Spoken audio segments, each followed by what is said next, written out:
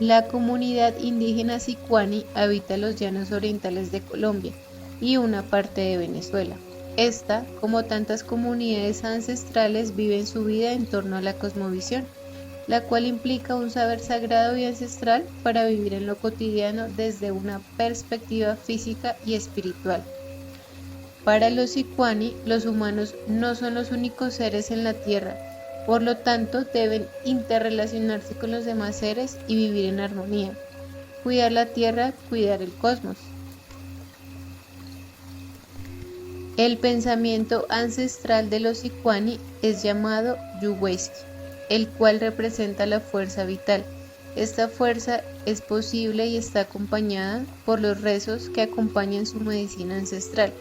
Estos rezos son llamados Wají y mediante el consejo de la historia tradicional llamado Liwesi. El tejido es una de las características más llamativas de los sicuani, no solo materialmente sino también representado en su lenguaje. El lenguaje de la comunidad sicuani expresa sentido más que significado. Por ejemplo, la palabra mencionada anteriormente, yuweski, la podemos representar por medio de un tejido que une varios sentidos. Primero, como una vena aorta que pasa por todo el cuerpo. Segundo, la fuerza energética que brinda el plexo solar. Y por último, la energía proveniente del pensamiento ancestral, que nos permite sentir, percibir, vivir e incluso leer.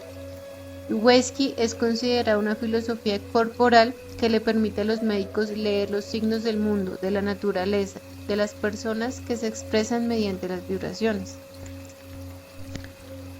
Otro ejemplo de que su lenguaje tiene sentidos más que significados y que sus palabras están enlazadas como un tejido las podemos encontrar en las oraciones que usan para curar los médicos. Yuweisi Yamatabu Itikire significa y posee el sentido de amarrar el pensamiento. La oración referenciada está compuesta de las siguientes palabras: Yama, que significa tela o coroto; Iti, que significa centro, es decir, la oración busca expresar que se debe recoger la tela del centro o amarrar el corazón. Anteriormente habíamos dicho que la palabra yuweisi significa también una vena que va del corazón a todo el cuerpo y que tiene el símil de un hilo o una cabulla que permite amarrar el corazón físico y energético del resto del cuerpo para poder sentir y pensar corporalmente. En las tradiciones ancestrales, el cuerpo debe llevar una estética que corresponde al pensamiento, por lo tanto se debe llevar una dieta que genere fuerza vital, que le permite al individuo resistir el saber y las historias ancestrales, logrando una fuerza del pensamiento vital y una fuerza física. En este ejemplo notamos cómo la comunidad enlaza su lenguaje con su estilo de vida y con su pensamiento, todo un tejido. Tijereta es el origen. Para los sicuanis es una palabra muy importante, pues representa el corazón de la tierra, es el sol, es la luna, son las flores del cielo. El tejido boquiela o tijeretas es el más sencillo porque es donde inician todos los otros tejidos. Astrológicamente es el recorrido del sol de oriente a occidente y es el recorrido del Wenemi, la anaconda ancestral o vía láctea. Los diseños miméticos recrean el diseño de los animales y las cosas, por ejemplo el diseño de la tortuga morrocoy. Los diseños miméticos son fundamentales, pues les permiten a las personas de la comunidad recordar y mantener viva la historia de los animales. Los diseños particulares de los médicos tradicionales se dan a partir del estudio de la ingestión del huipa y de inhalar dopaveno, yopo. Esto le permite a los médicos tradicionales visionar y así pueden realizar un estudio. Se encuentran dos tipos de saberes. Uno, el de la noche que queda en el cielo en las constelaciones de los sicuanis, como la Cruz del Sur, que ayuda a marcar el calendario ecológico. Y el segundo, el sagrado de lo diurno, que corresponde a las historias del origen y no están a simple vista.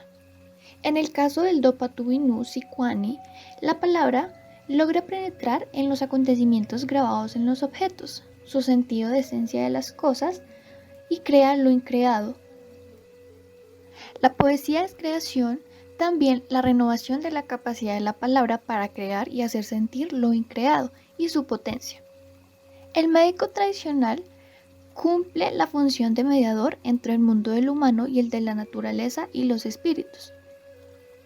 Su función es hacer de mago, y para él la naturaleza y lo humano son uno. La palabra permite notar la diferencia entre lo humano y lo natural, pues esta permite co-crear y ordenar el mundo. Así, esta palabra es la mediación entre lo natural y lo humano, lo cual lo convierte en un mago. Otra función es el de ser filósofo. Esto significa actualizar el saber ancestral para los usos en los tiempos contemporáneos. Entonces, a diferencia de la filosofía del Renacimiento, para el mago la palabra y el cuerpo están unidos en un solo resonar, y con ellos se recupera la memoria. El rezo y la danza son principios para reanudar una nueva forma de pensar que no solo sería diferencial, sino que en gran medida sería el diferendo.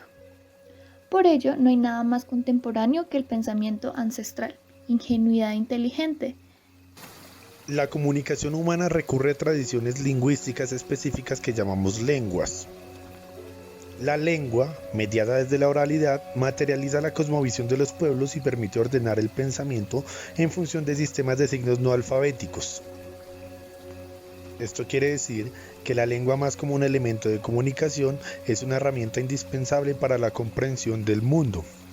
Asimismo, las manifestaciones y expresiones del pensamiento y la palabra se hacen visibles en el mito como modelo de pensamiento semasiográfico y autónomo, al que corresponde su propio modo y esfera de verdad y conocimiento.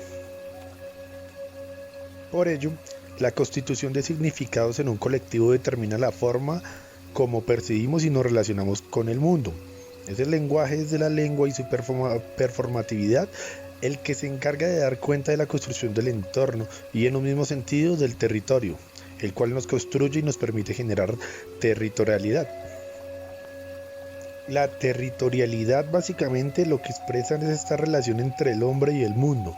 Por ello, en ella se manifiesta nuestra relación con el entorno y a su vez nos afecta desde los signos inscritos en su cuerpo. Aquí damos cuenta de las evidencias de sistemas de inscripción, petroglíficos, pinturas rupestres, inscripciones constelares o diseños tradicionales faciales, corporales o en instrumentos de uso ritual o cotidiano, entre otros, que permiten guardar los testimonios de la palabra antigua en referencia a los saberes que le permitirían guiar su porvenir. Todas estas inscripciones sirven a ciertas comunidades indígenas, o a la mayoría de ellas, como huella momónica, como estantillos y guías materiales e inmateriales del territorio. Por eso se encargan de realizar una marcación de territorialidad que está constituida en función de las historias tradicionales que soportan dichos sistemas de inscripción.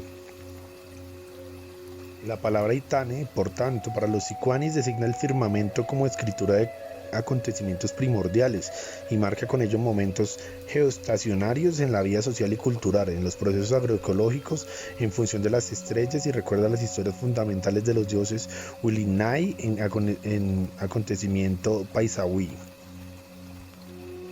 En este caso puntual, el proceso epistémico que siguen está ligado a la construcción de territorialidad en su concreción física, natural, ancestral y espiritual.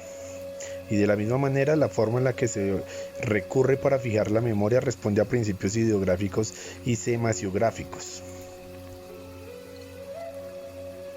En esta medida, el régimen de signos sobre el cual se fundamentan los sistemas de inscripción de las comunidades indígenas pasa por una suerte de nomadismo en donde los signos son potencias que se activan en el seno de un colectivo.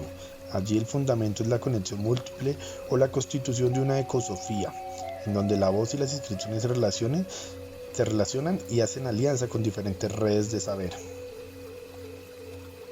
En este sentido, creemos que lo esencial no es el intercambio y la circulación, que dependen estrechamente de las exigencias de la inscripción, sino la inscripción misma, con sus rasgos de fuego, su alfabeto en los cuerpos y sus bloques de Deus.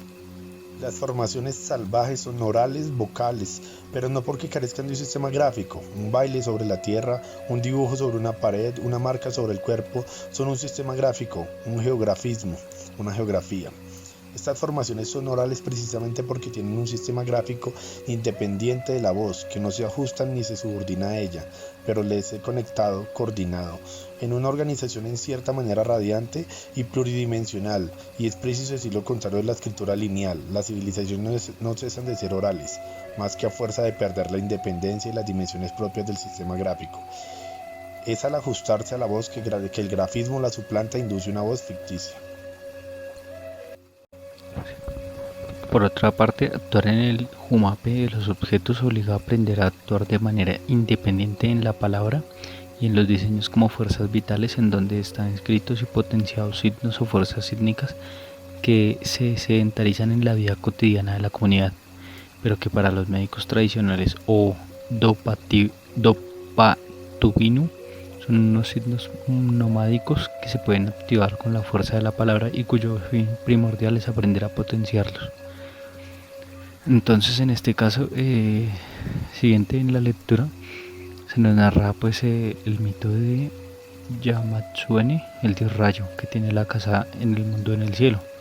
Entonces la historia narra como la importancia, digamos, de que Yamatsuene estaba en el cielo y luego los hijos de la tierra, las personas que viven en la tierra, los Samanimonae, suben y pues le quitan su huacapa, que era como un bastón que poseía pues unos símbolos, pero que pues sin este bastón él no tenía como el poder, como los poderes que le brindaba el bastón. Entonces ellos le hacen como un truco y le quitan el bastón y él trata de usar uno que ellos le dan, pero no funciona. Entonces ellos luego como que le pegan con el bastón y pues él como que se muere, pero luego ellos lo vuelven como a revivir con este bastón, con el que era el verdadero bastón. Entonces ahí como que se hace una señalización de lo importante que es para los médicos tradicionales el uso de símbolos. Entonces, digamos, cuando ellos ya tienen un aprendizaje, se hacen símbolos en la cara que son llamados pues las jutinas, que son diseños particulares de los médicos tradicionales, en los cuales ellos muestran el conocimiento que han adquirido.